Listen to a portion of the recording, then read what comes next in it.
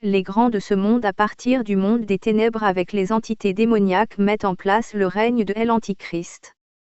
Ils veulent mettre en place une seule pensée, celle de la liberté et du péché. Comme au temps de Jésus-Christ lorsque les pharisiens attaquaient notre Maître puisque tous étaient attachés à la loi de Moïse. Demain tous seront attachés à la pensée de l'Antichrist, rejeter Dieu et ses principes. Sauf l'œcuménisme sera accepté car elle acceptera tous les rites de ce monde. La doctrine sera universelle et chacun selon sa croyance pourront prier ensemble.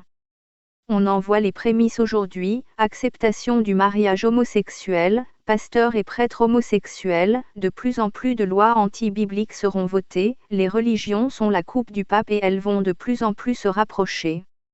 Le pape a introduit l'œcuménisme et l'Antichrist le dirigera, ces deux hommes seront intimement liés. Toutes les dénominations seront touchées, aucune sera épargnée. Les ténèbres vont prendre de l'ampleur.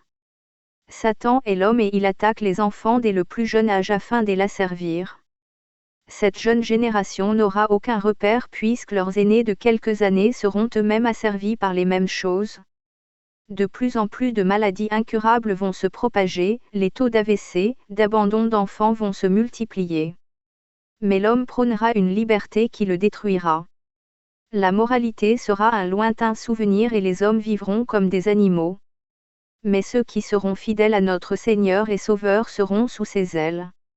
L'ange de l'Éternel campe autour de ceux qui le craignent, et il les arrache au danger. Psaume 34, 7.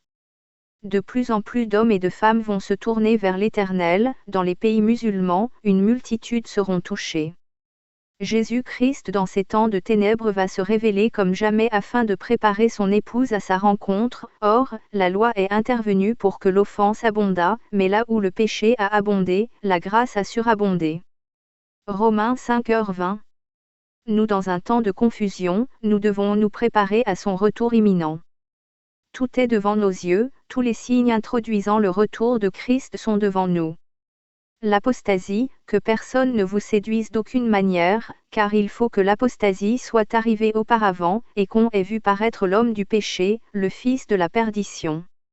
2 Thessaloniciens 2, 3, le mélange, quel accord y a-t-il entre Christ et Bélial? Ou quelle part a le fidèle avec l'infidèle? Quel rapport y a-t-il entre le temple de Dieu et les idoles? 2 Corinthiens 6h15. La tiédeur spirituelle, ainsi, parce que tu es tiède, et que tu ne es ni froid ni bouillant, je te vomirai de ma bouche. Apocalypse 3h16.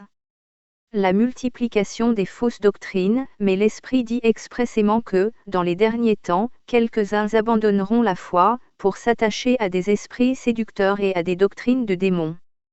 1 Timothée 4, 1. Puis s'étant assis sur la montagne des Oliviers, ses disciples vinrent à lui en particulier, et lui dirent, dis-nous quand ces choses arriveront, et quel sera le signe de ton avènement, et de la fin du monde. Et Jésus répondant leur dit, prenez garde que personne ne vous séduise. Car plusieurs viendront en mon nom, disant, je suis le Christ, et ils en séduiront plusieurs. Et vous entendrez des guerres et des bruits de guerre, mais prenez garde que vous n'en soyez point troublés, car il faut que toutes ces choses arrivent, mais ce ne sera pas encore la fin. Car une nation s'élèvera contre une autre nation, et un royaume contre un autre royaume, et il y aura des famines, et des pestes, et des tremblements de terre en divers lieux.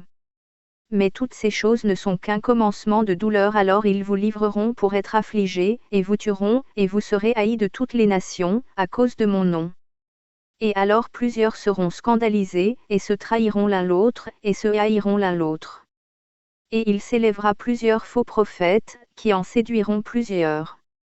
Et parce que l'iniquité sera multipliée, la charité de plusieurs se refroidira.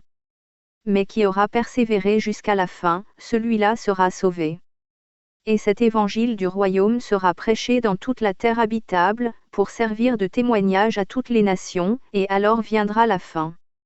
Or apprenez cette similitude prise du figuier, quand ses branches sont déjà en sève, et qu'il pousse des feuilles, vous connaissez que l'été est proche. De même quand vous verrez toutes ces choses, sachez que le Fils de l'homme est proche, et qu'il est à la porte. En vérité je vous dis, que cette génération ne passera point, que toutes ces choses ne soient arrivées. Le ciel et la terre passeront, mais mes paroles ne passeront point. Matthieu 24.